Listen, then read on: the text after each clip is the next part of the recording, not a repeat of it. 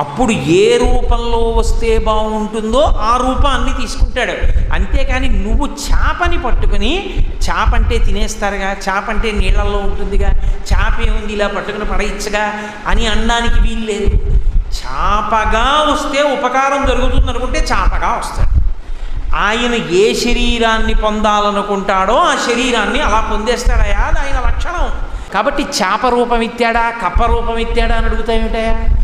ఆయన ఎప్పటికీ ఏది అవసరమవుతుందో ఆ రూపాన్ని పొందుతాడు.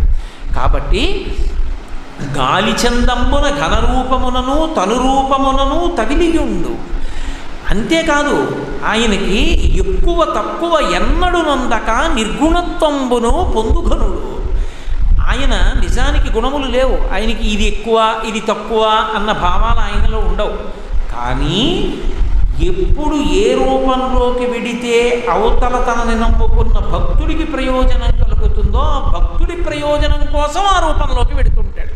అటువంటి వాడికి ఒక చేప రూపం పొందడం పెద్ద కష్టమేమిటయా?